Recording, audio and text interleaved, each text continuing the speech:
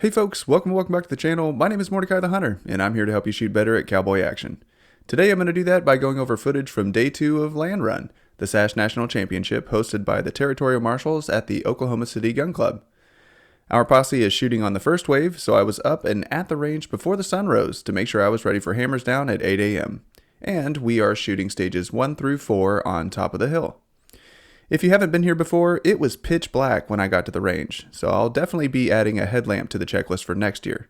But we did get to see a pretty nice sunrise, and there was plenty of light by the time the RO started reading the stage instructions. I will also say that it was pretty windy on the hill, and the temperature is a little brisk, so I was grateful to have a warm coat and some hand warmers to keep me toasty between stages. Anyway, the point is, it's a beautiful, if chilly morning, and we are ready to ring some steel, so let's get on some stages. Here's what you missed on the range. Stage 1 is at the church, where we have pistols holstered, rifle to the left of the pulpit, and shotgun to the right of the pulpit. The order is pistol, rifle, shotgun, and we are starting with both hands touching the staged Bible. At the beep with the pistols, double tap the middle target, then sweep all 3 from either direction and repeat. With the rifle, repeat the pistol instructions. With the shotgun, from the left of the cross, engage 2 targets, then from the right of the cross, engage 2 targets. Makeups may be made from anywhere. So, no questions there. Let's see how it went. Alright, I'll never surrender. Stand by. I did.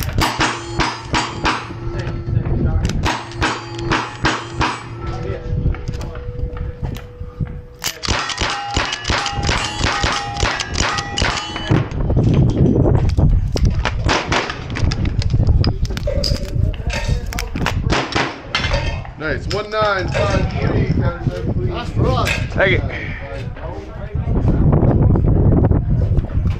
Okay, so overall, I think that went pretty well. The order and pattern are set for us on this stage, so we can completely focus on accuracy and execution. Now, I like to be a little more deliberate on the first stage anyway, just because I found it's easy to make silly mistakes when you're cold and trying to go fast. And I feel like these targets were a little on the small side, so I'm hyper-focused on picking up on that front sight before pulling the trigger, especially on the double taps. Another thing I've been working on is starting to move faster after I get finished with a string of fire. Unfortunately, it looks like getting that last pistol in the holster is still giving me a little trouble. It didn't cost me too much time, but it wasn't smooth, and not much time seems to add up fast. Another thing that could have gone better was loading the second pair of shotgun shells. I had a bad grab and just fumbled through it rather than going back to my belt. I think it was lucky that it worked out without costing me more time, but I also think it was poor technique and not a good habit to form. Anyway, a 1953 isn't terrible, but the top shooter in my category shot it in 1652, and the national champ shot it in 1292, so I've definitely got some work to do. Okay, moving on to stage 2, the jail, where we have pistols holstered, rifle on the desk, and shotgun on the pillow on bunk. The order is shooter's choice, rifle not last, and we are starting with both hands holding the keys. At the beep with the rifle, alternate on the 2 squares for 4 rounds, with the 5th round on the Cowboy, and repeat. With the pistols from the right of sheriff, repeat the rifle instructions, and with the shotgun, engage the 4 targets. I do see a note here, keys cannot be touching the surface, and the 1st and 2nd strings do not have to match. So, that sounds simple enough. Let's see how it went.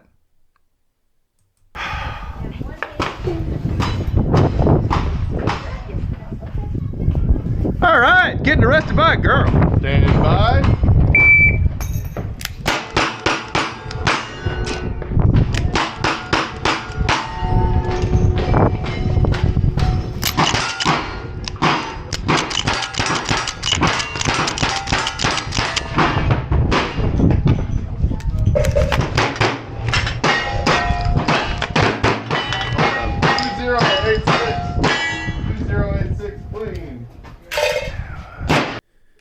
Okay, not bad.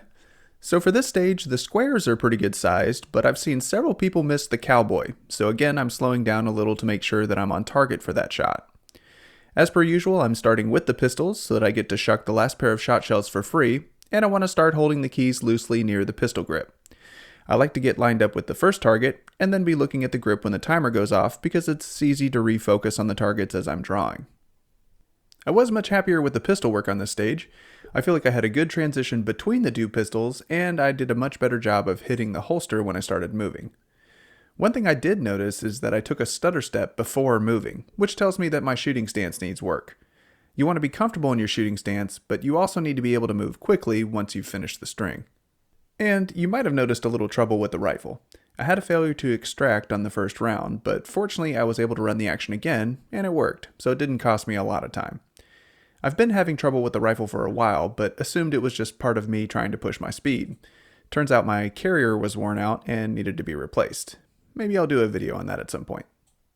Anyway, we're not breaking any records with a 2086, but it could have been a lot worse. Okay, stage 3 is at the Schoolhouse, where we have pistols holstered, rifle on the desk, and the shotgun staged anywhere. The order is shooter's choice, rifle not last, and we are starting with both hands touching the book. At the beep with the rifle, engage the rifle targets in a 1-2-4-2-1 sweep, starting from either end. With the pistols, repeat the rifle instructions using the pistol targets. With the shotgun from the right of the chalkboard, engage the 4 targets. I see a note here that the book may be held or staged, and the circle target is used for rifle and pistol. So, we got a few choices here. Let's see how it went.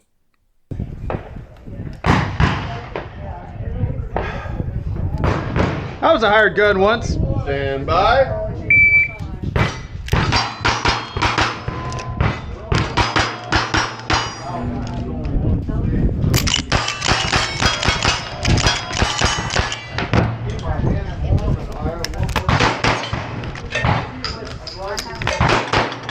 Now 1701 and lead. Okay, that's a little better. Here again we have shooter's choice, and I am starting with the pistols, but I saw a lot of variation in starting positions and gun order for this stage.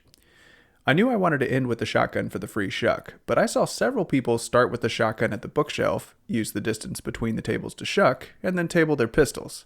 Now, I still use the distance between tables to load, but I can definitely see the appeal. Even the folks that ended with the shotgun like me were split on starting with rifle or pistols. If I was doing it again, I would start with the rifle. I wanted to have the book staged so I wasn't tripping over it, and when I look at the video, I was in a much better position to grab the rifle first. The transition from pistol to rifle is as fast, if not faster, than the rifle to shotgun transition, and holstering the second pistol brings my hand closer to the shot shells I need to load. At the time, I think I was a little worried that if I started with the rifle, muscle memory would take over and I would grab the shotgun instead of going for the first pistol, and I wanted to keep it simple. Anyway, a 1701 is still short of the top shooters, but pretty good for me. Okay, stage 4 is the Overland Express, where we have pistols holstered, rifles staged on the counter, and 4 plus shotgun staged on the crate. The order is shooter's choice, rifle not last, and we are starting with both hands touching the money. At the beep with the rifle, engage the 3 targets in a Nevada sweep from either end, double tapping the middle target with each pass.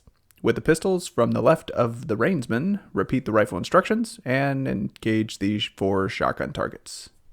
So, that's a little different. Let's see how it went.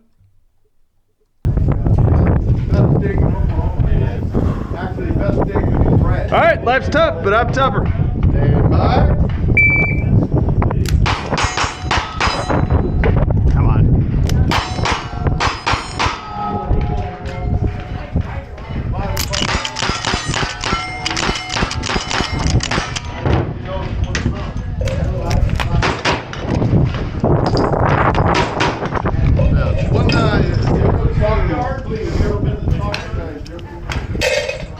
Okay, so again I have the money staged because I don't want to worry about tripping over it while running to the rifle.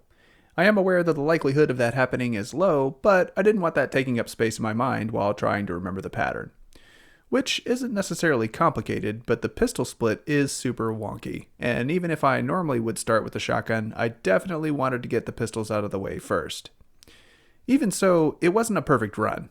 I still struggled a little bit with holstering between pistols, and I had some hesitation after drawing the second one, but I was able to figure it out pretty quick and even managed to shoot everything in order. I also had some hitches in my rifle, which I'd love to blame on the gun, but was probably just me not being deliberate enough working the action. I also look at my footwork and still see some stutter steps and some other places where I feel like I just could have moved faster. All of these little mishaps combined brought my final time to 1902, which was not great compared to the rest of my class. The top wranglers shot this stage in 13:38, so this is a good example of how little things can get away from you and really eat into your time, and how a mentally challenging pattern can affect your performance. Alrighty, so that's it for day 2, folks. I hope you enjoyed watching, and be sure to keep an eye out for part 3 coming out as soon as I can manage. Or if you thought this video was cool, there's lots more on the channel to keep you busy while you wait. So thanks for stopping by, and I'll see y'all on the range.